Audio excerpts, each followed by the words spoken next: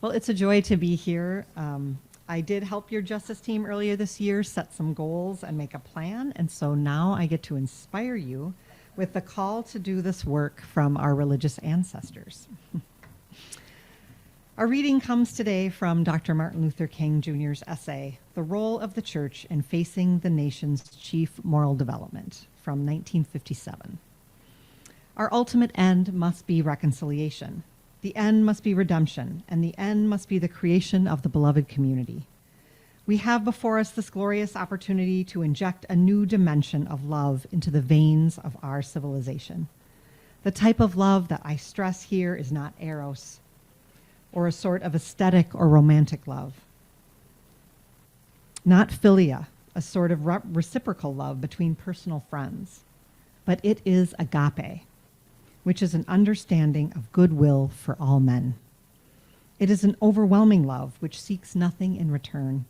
It does not begin by discriminating between worthy and unworthy people.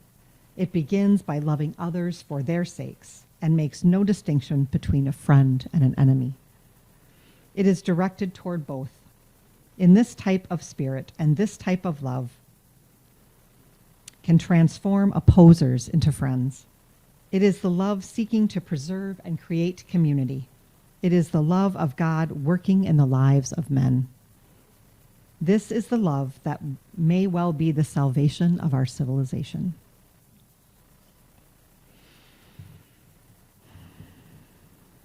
It was the Tuesday before the 2018 Super Bowl, which was held in Minneapolis that year, when I received a call from the leader of the Black Lives Visions Collective, wondering if I would be willing to show up for a direct action planned for Super Bowl Sunday. The call was a clear and radical ask.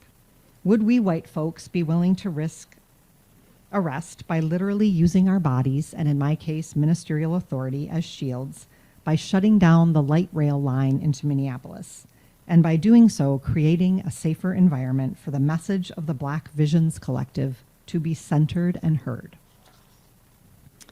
As I moved toward responding to this call, it became abundantly clear that this difficult ask constituted an undeniable manifestation of my Christian roots, calling me to live out Jesus' teaching by loving God, by loving my neighbor, and follow his example of being in solidarity with the least of these.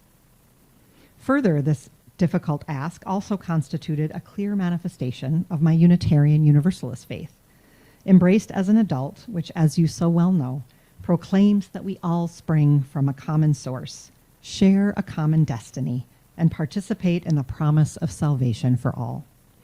This inclusive faith, this faith without a creed, this faith responsive to the plight of the least of these, is reflected powerfully in the principles of our association. If I truly believe that every person is of sacred worth and dignity, and if I accept that we are all in this together, one human family, one planet, one common destiny, then I am called to embrace my neighbor's full humanity, to listen to their truths and experiences, and let them shape my soul as we work together to create a world that is worthy of our children's common destinies. After talking with the protest organizer about what would be involved, and consulting with my family and the congregation I was serving at the time, I decided to say yes and answer the call of love and justice that my faith demands. I could not say no. My only authentic answer had to be yes.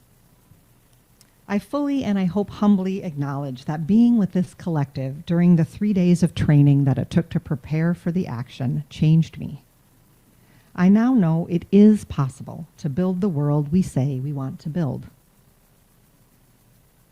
Because there we were, a multiracial, multi-generational, intergenerational group of folks who had never met one another before, but who worked together, followed and trusted Black leadership, and took risks for justice we had never imagined possible.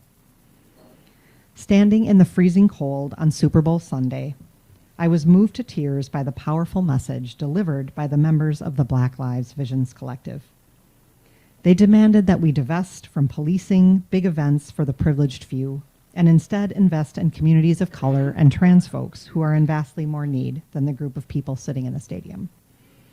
They demanded that we treat sex workers as victims and end the cash bail system that makes poverty a crime. They promised to continue fighting until Minneapolis is not just safe, but full of joy and possibility. They invited us to imagine a different future, where there is a roof over every head, where Black children can dream big and live free and healthy lives, and where Black lives are not used as currency on sports fields, in prisons, or in wars. As we stood there, arms locked across the rail lines, we also witnessed joy, singing, dancing, and demanding full humanity for all. One of the chants that the collective sang that day has stuck with me. It is our duty to avenge the suffering of our ancestors, earn the respect of future generations, and be willing to be transformed in the service of this work. As I witnessed their fierce and joyful resistance, I chanted with them in my heart. You colonized our home, and we always resisted. You put us in chains, and we always resisted. You exploited our labor, and we always resisted.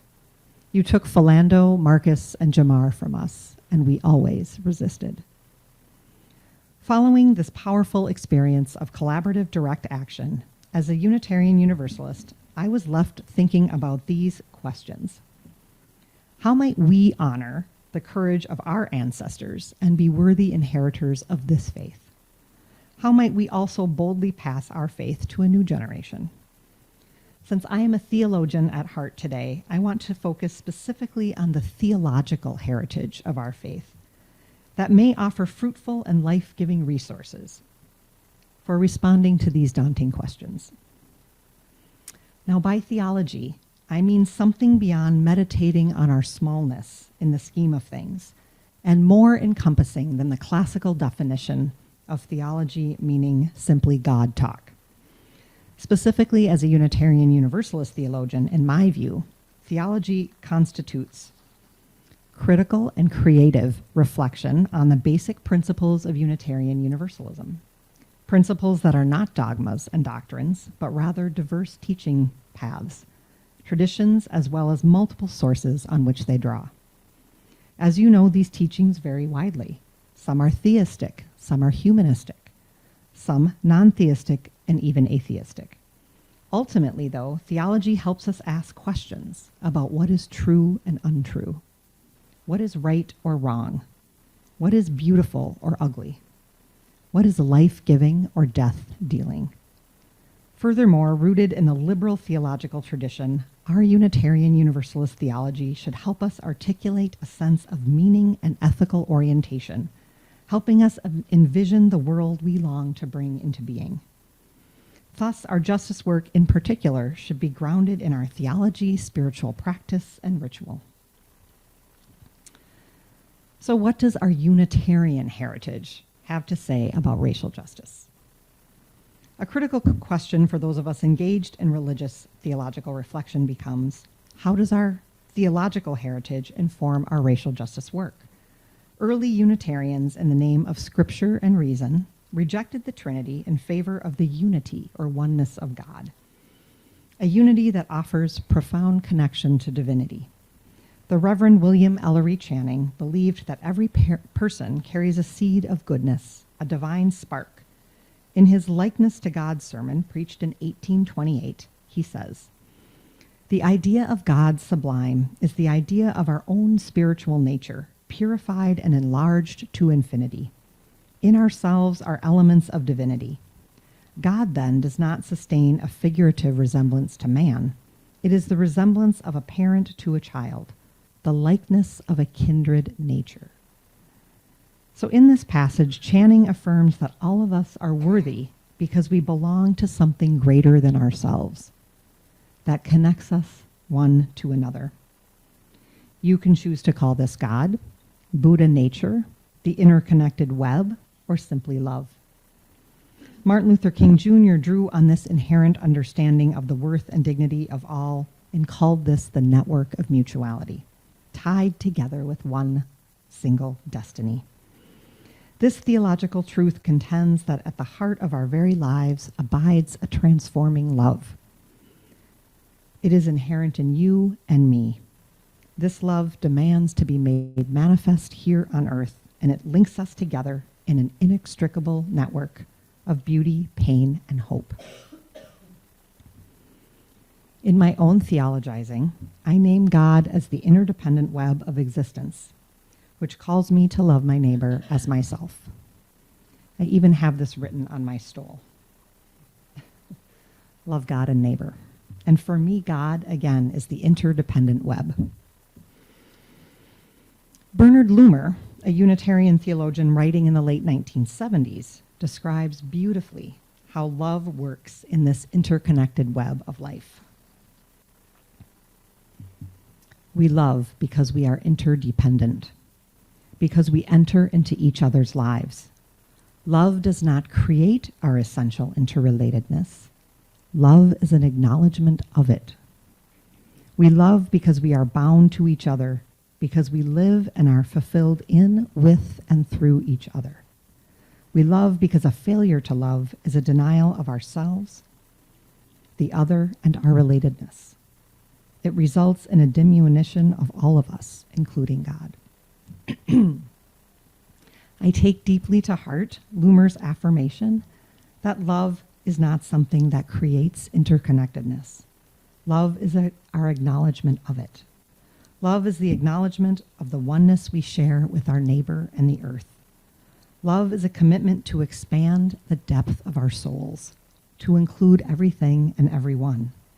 In its ultimate form, love is divine.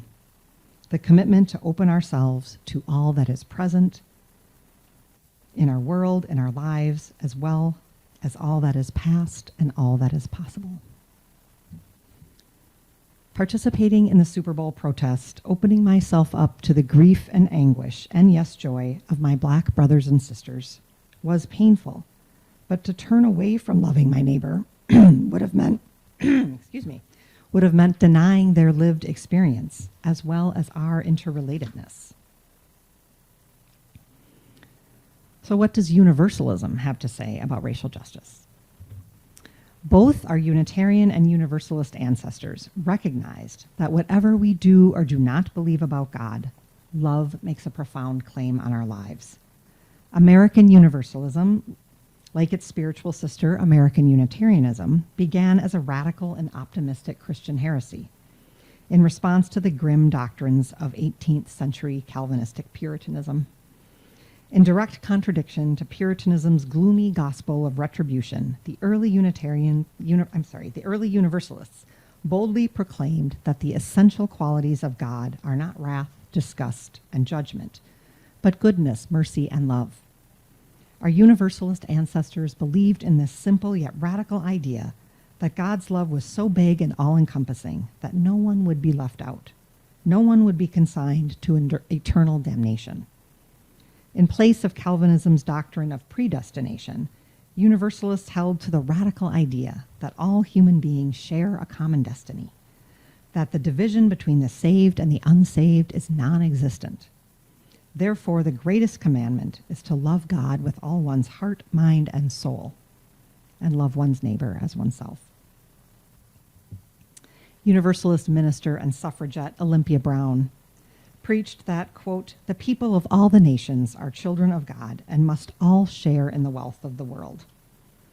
Brown also recognized that her faith implied that, quote, if we all have one God, we are all kindred, thus everyone is worthy of our love. All are sacred. Our Universalist heritage calls us to be a community of love where all are included and no one is left outside the circle. I like to think about it as universal solidarity. That's sometimes what I tell people about that side of our heritage. So at a time when our nation is so deeply divided and our democracy is severely threatened, I can think of no better place to put our efforts than to commit to building a more just and socially conscious democracy. Drawing on our rich and challenging theological heritage, let us put our faith into action by exerting our moral courage and our ethical power to bring about the political change necessary to continue dismantling the systems that uphold white supremacy. As so eloquently demanded by the Black Visions Collective on Super Bowl Sunday, Let us work to create communities where love and justice define the interrelatedness and interdependence of all people. It is precisely this magnificent theological heritage that calls UUs to work for justice in our world. Our belief that each person is sacred and is worthy of dignity, and that whatever we may or may not believe about God, we know that love has a way of making a profound claim on our lives. Love calls us to build the beloved community together, one body, one human family, and we share a common destiny. When the news of the day includes yet another shooting of a black man at the hands of the police, or anti-Semitic, anti-Muslim hate crimes due to the wars in Gaza, we can take refuge in and inspiration from our faith. During these precarious times, we can turn to our faith for strength, hope, and solidarity. We can come back again and again to the unwavering message of Unitarian Universalism, the call for an inclusive welcome and universal solidarity, to the unwavering message that every human being is a child of God, deserving of love, justice, and dignity. It was radical 300 years ago when most houses of worship preached hellfire, division, and damnation, and it's still radical today when we dare to proclaim that there are no other people's children, no other people's fate. Our lives are more deeply interconnected and intertwined than we may ever know. May it be so, and may we make it so. Amen.